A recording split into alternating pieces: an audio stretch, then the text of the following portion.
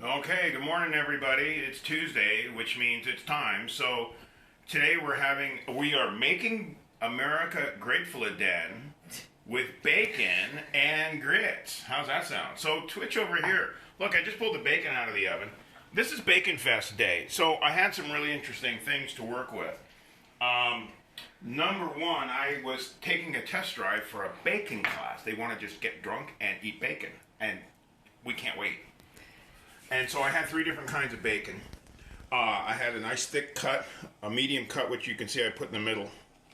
And then I had a chunk, which I cut up the bacon into pieces. Why? Because there's three of us today. We have a mystery guest. We're not allowed to say who it is.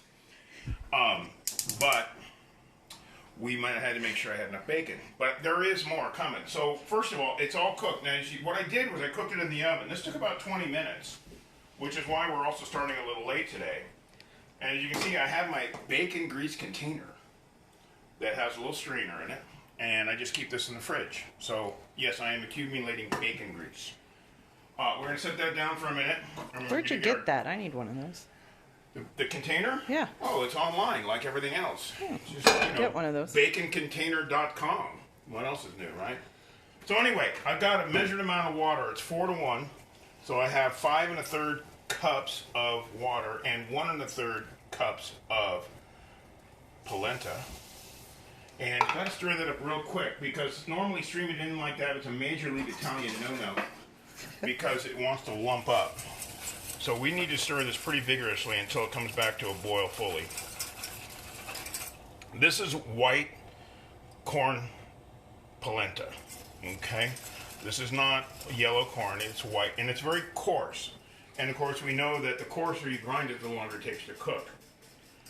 Grits, actually, usually is thin, finely ground. So the typical grit, which is ground corn, is fine ground. It cooks in about 5 minutes or less. Polenta, Italian ground corn or hominy, is ground coarser. And it takes longer to cook because nothing makes an Italian happier than to stand there and stir something. Yeah, baby, just stand there and stir it over and over and over again. Let it take longer. I do like the texture of polenta better. I like that coarser texture in my mouth rather than that smooth texture. That smooth texture tends to make me think more like baby food, and this is a little more human food. Texture-wise, that's the reality. Okay, so all I got to do with this stuff is take it off. It's pre-cooked. Literally, you could cook your bacon the day before, or just reheat it later on, however you want to do it. Most places that serve bacon, it's already cooked when you order it.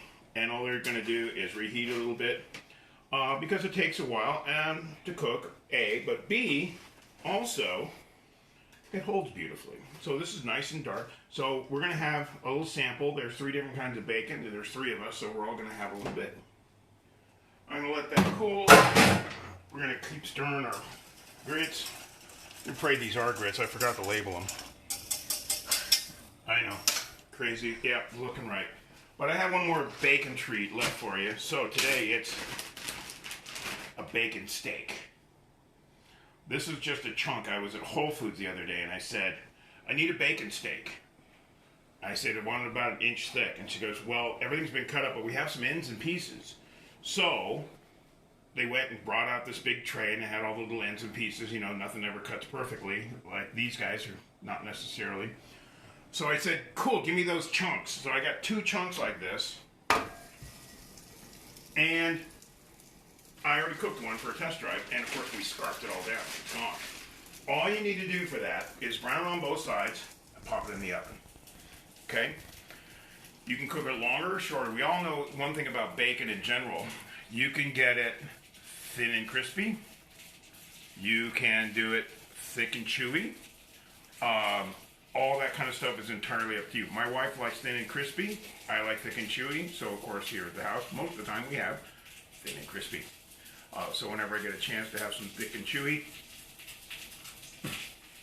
I'm all over it. All right.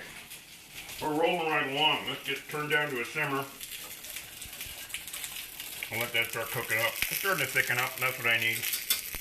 Since that's a larger grind, it's going to take longer to cook. Probably more like 10 minutes. It'll probably be done just about the time everything else is done. So let's get cutting. We got just this much broccoli left over from days of cooking. So, let's whittle it up. Again, I don't care about the little shrapnel. It's going to go in the pan. But I want that cut nice and thin so it cooks quick. Remember, it's basically breakfast stir-fried with a world of flavors. This is what we're always doing here.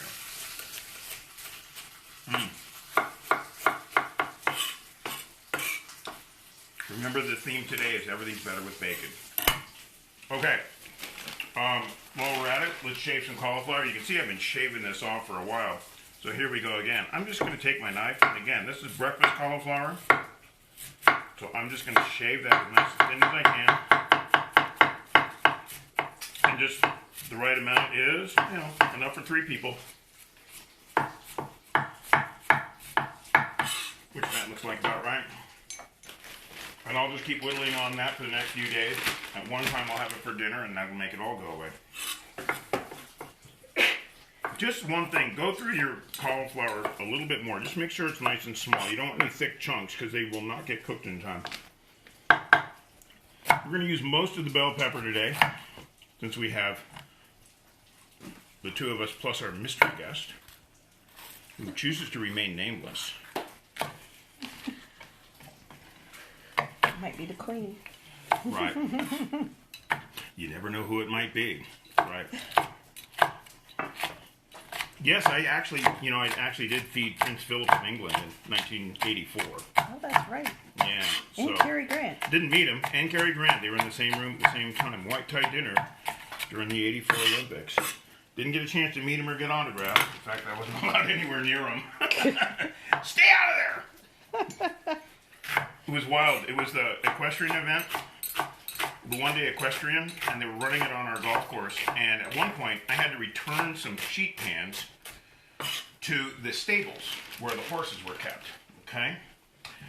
And the reason I had to return the sheet pans, they were the property of Santa Anita Racetrack in Los Angeles. I had to be escorted through the stables by security because, A, the horses were worth so much. About half the people in the race, well, Princess Anne was in the race, was in the competition. So it's like, you ain't going nowhere, big guy. So, and all I was doing was returning some sheet pans. There's that sear on there. That's beautiful. This is starting to thicken up, so we want to keep stirring that. It wants to stick, and we don't want it to stick. We want it to thick, not stick. Did I just say that? I get cornier as I get older. So we just want a little more onion here, enough for 3. That's about how much onion I eat every morning. Okay. So I'm doing that basically times 3. And there we go. So we do have a lot of veggies today. So in goes the bacon. Set a 10-minute timer for that. I wouldn't cook it more than 15.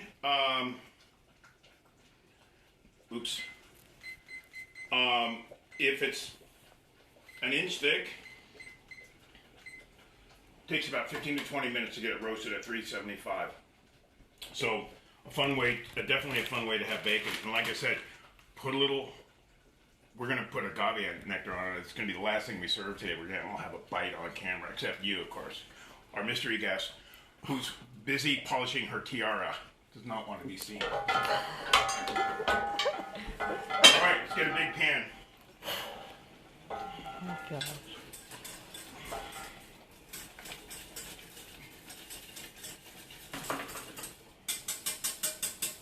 That's starting to thicken up nicely. Let's get some other stuff going here. Little avocado oil. Again, I talk about this a lot. What a wonderful option now to have avocado oil. It's healthy, it's flavorless, it tolerates higher temperatures than olive oil. So, ticks all my boxes. So I do keep both on hand. Extra virgin olive oil, avocado oil, both purchased at Costco. Yes, Costco, I hope you're listening because I would be a great spokesman for a lot of your products. That's just shameless marketing, you know. Alright, this is getting thick. That's getting hot. Life's getting good. So, the only way to really know if your polenta is done or not is to sample it. Because the grinds are different sizes, the cooking times are different, and so cooking times tend to be a little bit unreliable. Got a little crunch to it. It's going to take about 3 or 4 more minutes. Today, to make our eggs fun and easy, I've got some Chev type goat cheese. So we're going to just do a cheesy scrambled eggs for our huevos today. All right, everything goes in. Nothing goes on the floor, or so he says.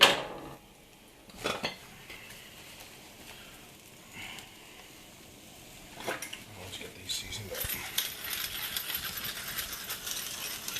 Frankly, if you really think about what I'm doing here, or have been watching for some time, what we're really doing is we're taking breakfast basics and adding sauteed vegetables and greens.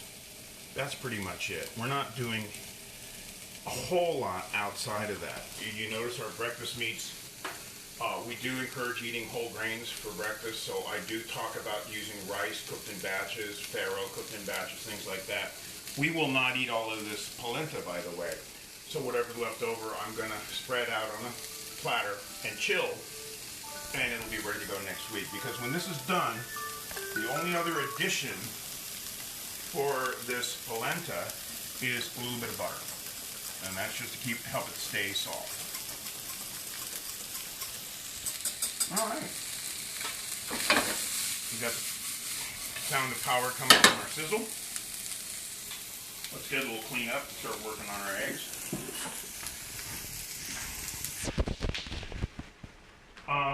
I have a kind of a weird philosophy about the goat cheese itself, and that is about 1.5 inches of cheese per person. So that's 1, 2, 3. We're going to go right up there. And let's get a bowl out and whip that stuff up.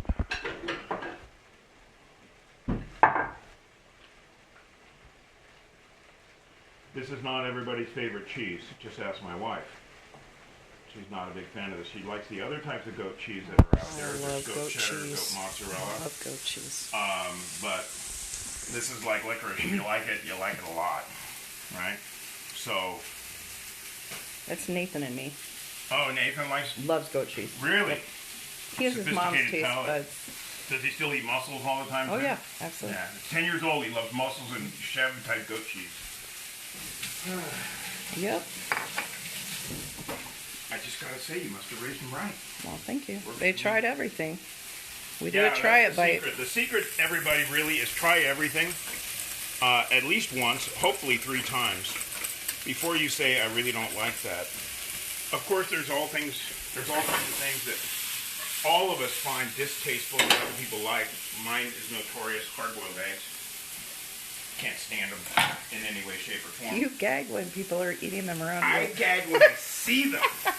I don't like them. I will not put them on a menu. I will not, if people ask for them, I'll say fine, then I have somebody else make them away from where I am. I know, it's terrible. Okay, so we can start doing a little bit of juggling here. I'm going to move my polenta to the back burner, which will tolerate the lower heat. To get this pan ready to go, let's crack some eggs. Latest thing we're working on today is being a little bit more focused on pasture raised. You can find your own literature on that. There's a lot of different options. Apparently, what we're finding out is free range isn't necessarily free, and cage free isn't necessarily. It's like free range means they have the option to get out of the cage, but the option is like a little hole in the wall or something like that. So it's like, nah, I'm not gonna go. Did you see that on TikTok? No, and you're not supposed to talk anyway. No, my wife did. Guess what I saw on TikTok? I don't want to know. You can do your own research. Don't take my word for anything. I love the line the Buddha said. He said, don't believe anything. Not even if I said it. Don't believe it.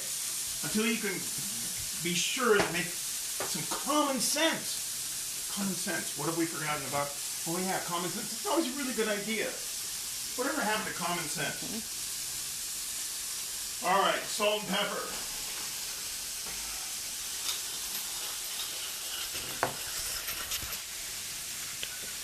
Vegetables are softening up.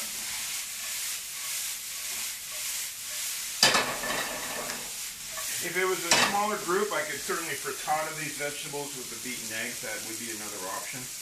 Right now, my number one concern is just making sure my polenta is soft enough to serve. As soon as it is soft enough to serve, we're cooking the eggs, not a 1 second before.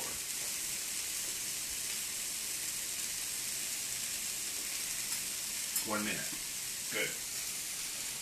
I need a little time to beat up. Also, I'm starting to, and this is hard for me to do, compost. I've been throwing away stuff for, 65 years. So now I gotta set a little bowl out when I cook to put anything I'm gonna compost in there. Got one of those compost bins from the city of Denver, and the next thing I know, I got a bill for it. Oh yeah, it's $60 a year to give us your compost. Okay, thanks for sharing that later. All right, we don't want to overbeat the eggs. We want to keep them fairly soft. We want to be pretty much a good place to cook. So let's get our greens going.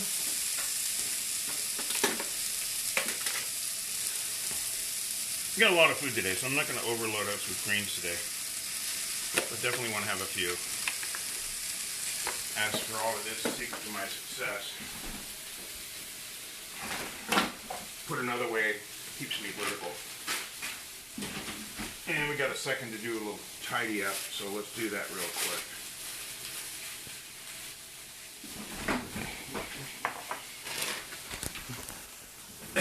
Because after I eat, I'm too tired to clean.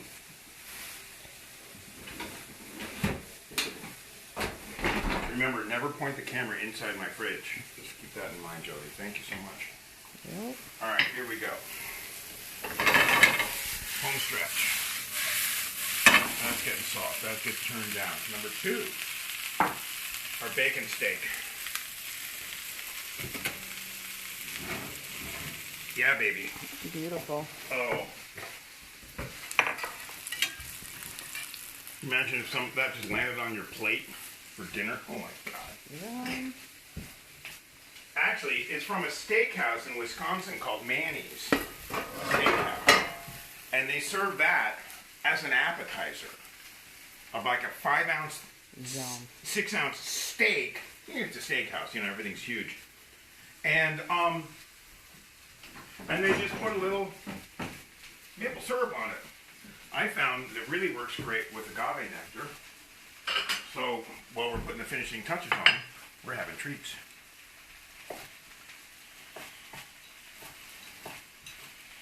So I'm just going to put that there for all the mouths to feed on. Keep the queen out of the camera view, Jody. Please. We'll hit that with a little bit of... There you go. And have at it.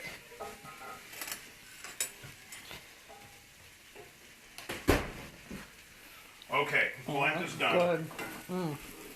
Double checking my polenta one more time. That's really good. Yeah, we're done here. So the polenta, it gets turned off. And we put a little butter in there. Remember, that's for a lot of meals, so I'm going to put it in fairly substantial. Now, butter's going to help it keep soft until we're done eating today, because that will continue to thicken. You could add some cheese to this if you're doing it for dinner as well. But let's do... Okay. Let's get our plates laid out, because everything's going to happen real fast today. With these eggs.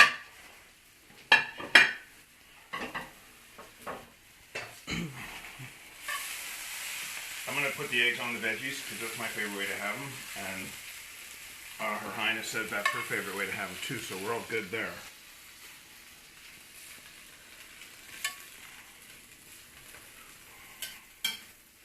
Also trying to be really democratic here with portion.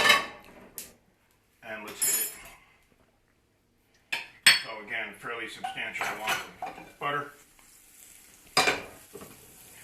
Crank that heat up. And all that butter's melting. I have just enough time to dish up our polenta slash grits slash, you guessed it.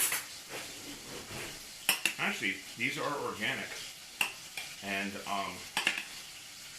that does make a difference when we're talking nutrition content. In case you didn't know, our ever-loving camera person is from Nebraska, so she is a Cornhusker. Yeah. And so if you have any corn questions, you can let us know. We'll be happy to answer. All right. I like to go a little French on my scrambled eggs, which is also a variation of a way to make an omelet too. So you want to work this pretty quickly.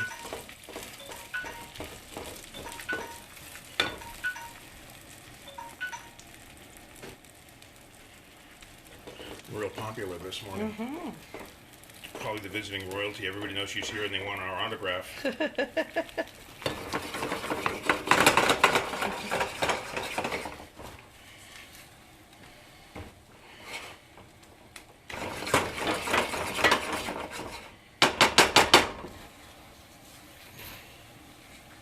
Okay, again, famously, I always say just take the shine off the eggs. That's cooked enough. With this much goat cheese and butter in there, they're not going to completely lose shine. But you see that's just about gone. These are going to be mega creamy, which of course is one of the goals. But it's one of the things I really do like to stir constantly to cook quickly. Because if you know me, you know I get on people for stirring too much. But scrambled eggs is one of the things I pretty much constantly. And there we go. Okay. So we got a little bit of a color weirdness today and texture weirdness because the eggs look like the polenta. So just get over it, everybody. We could have served them on top, but or done a little stack, but this is all good stuff. It's all to be shared, and it's all delicious, and it's all healthy, and that, of course, is number one. Delicious, healthy is my goal for the rest of my life. What else have I got to work on, right? So thanks very much for watching. We'll be back next week with more goodies. In the meantime, don't forget the bacon. Bon appetit!